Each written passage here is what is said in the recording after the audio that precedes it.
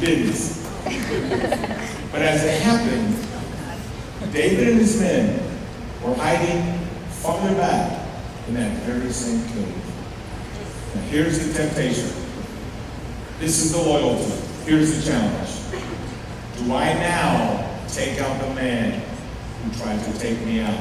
He's brought 3,000 men to try to ruin my life, and he's there all by himself, and I've got 400 men, and his 3,000 men are outside, and they don't have any food. I'm going to tell you something. That is very tempting. To finally get it over with. To finally take him away, and it would make David's life a lot easier. And I will tell you something. The easy road isn't always the right road. I'm going to show you this picture of someone that I think is possibly the best, one of the best men that ever walked on the face of this earth.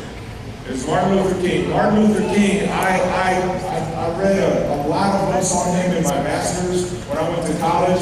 He was one of the most amazing men that I've ever read about or heard about or studied, because this man went against the culture. He went against the grain of society. During his time, if you were an African American, you would go to the back of the bus. If you were an African American, you would eat in the back of the kitchen. If you were an African American, you had a different fountain, you had a different bathroom, you had a different restaurant. You weren't allowed in. And thank God for Martin Luther King that that doesn't exist anymore. But there was a time that it did, and he fought against it.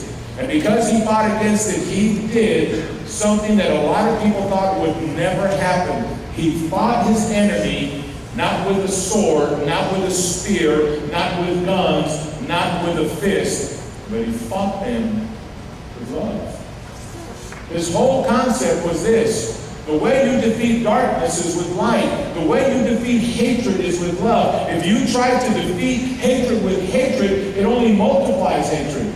But if you fight it with love, it goes away. Let me tell you what it did.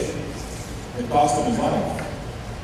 He went to Memphis, and he knew he was going to be assassinated in Memphis. And he still went. He preached the night before saying it was going to be the last sermon of his life. Because he knew. Truth number 2 that I want to share with you is this: champions do what is right. They don't always do what is popular. And this is where peer pressure comes in. And this is your life. You face so much peer pressure because your parents give you a certain standard. And in this home, we're going to do this. In this home, you can't do this. In this home, we want you home at this time. You won't do what everybody else does because you're my child. A lot of you live under that standard. You know what I've learned as a teacher who's done it for a long time? I've learned that there's kids who would give anything for a parent who cared about them.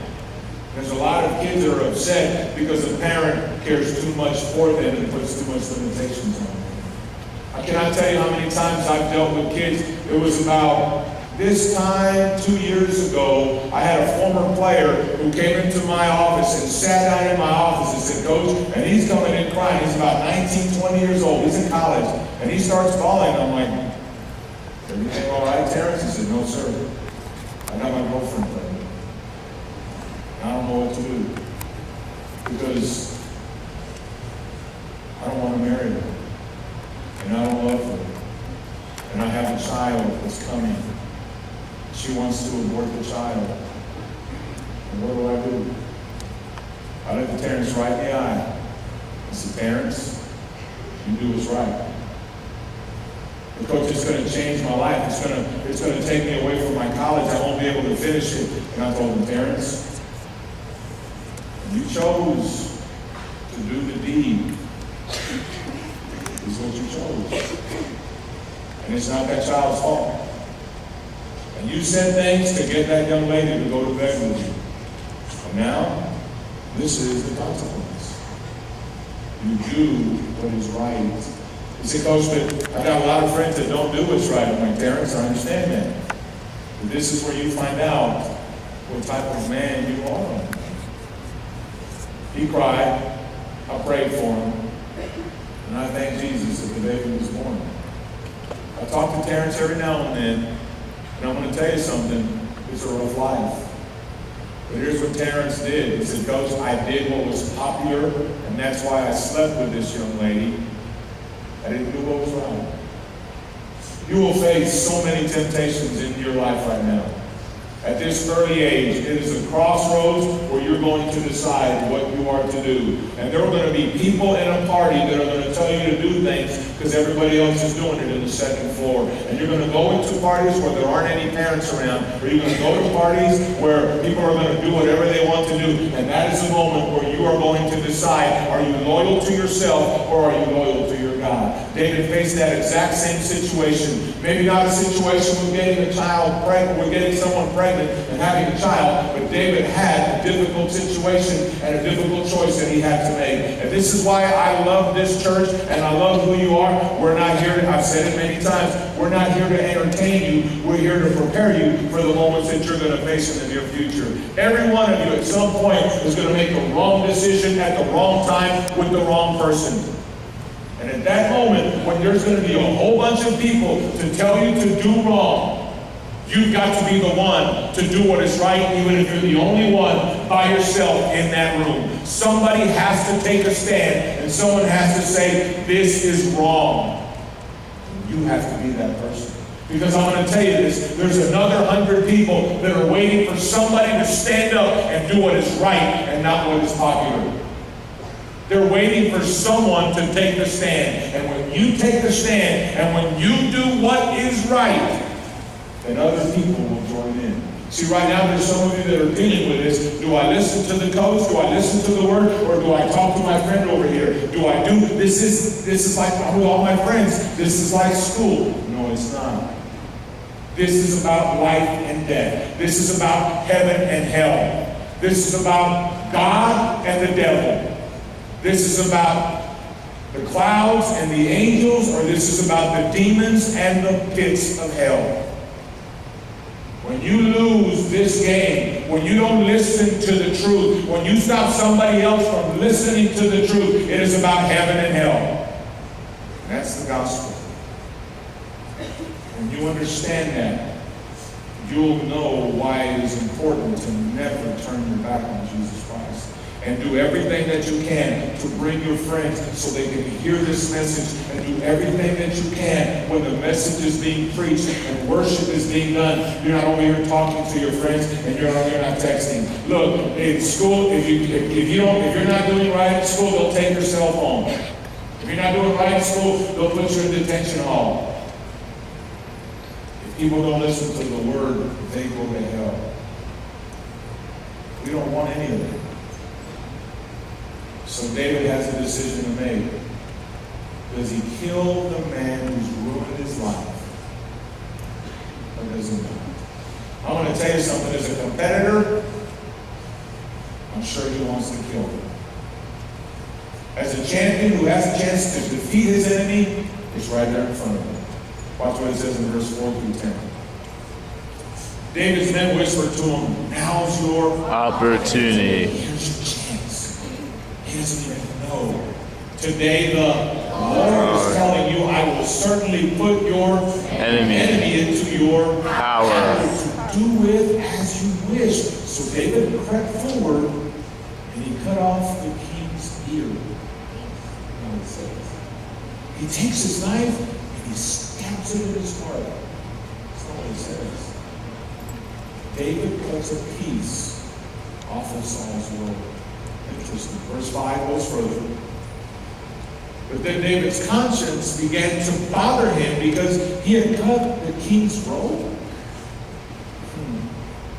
Listen to how he thinks. The Lord knows I shouldn't have done that to my Lord the King. Do you understand how loyal he is to the king, the one who wants to kill him? He feels bad because he cuts the robe, part of the robe off the king. Wow. He said to his men, the Lord forbid that I should do this to my Lord the King and attack the Lord's anointed one, for the Lord himself has chosen him. Here I am trying to kill him. Look what it says in verse 7. So David restrained his men and did not let them kill Saul. Remember, it's one man. Hear me out. Talk about peer pressure. 400 men in the room want him killed. And David, one man, stands up against 400 men. Can I ask you a very important question? How many of you here, it's a rhetorical question, don't answer. How many of you here, if you were in a room of 400 people and they all want you to do something that is popular but not right, how many of you would stand against 400 of your friends? I'm going to tell you something. It's easy to say I will. That's a hard thing to do. David decides to stand up against 400 men. I wonder what makes him do that. We'll see in just a little bit. So David restrained his men and did not let them kill Saul. After Saul had left the cave, gone on his way, verse 8, David came out, and shouted after him, "My lord the king!" And when Saul looked around, David bowed low before him. Verse 9 says, then he shouted to Saul, "Why do you listen to the people who say I am trying to harm you?" Verse 10, this very day you can see with your own eyes it isn't true. For the Lord placed you in my mercy. Back in the cave, some of my men told me to kill you, but I spared you. For I said, I will never harm the king. He is the Lord's anointed one. Philip, I could have you come up and the band get ready to come up. I want to share this with you. He's got a chance to kill the king. You know, can I tell you something? If he kills the king, nobody questions him. I'm going to tell you what his men, I think, said, even though the Bible doesn't say it. You need to kill him, because if you don't, he'll come back and he'll kill you. You need to become king today. Today, if you kill him, you're the king. And God said you were going to be king anyway. So just do it. God's not going to punish you for killing this man. God actually brought this man right in front of you. That's what happens when you listen to what's popular. Can I tell you what would have happened if David would have done that?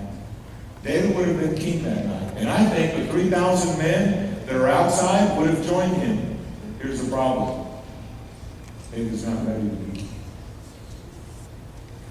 So many of us want to move ahead of God.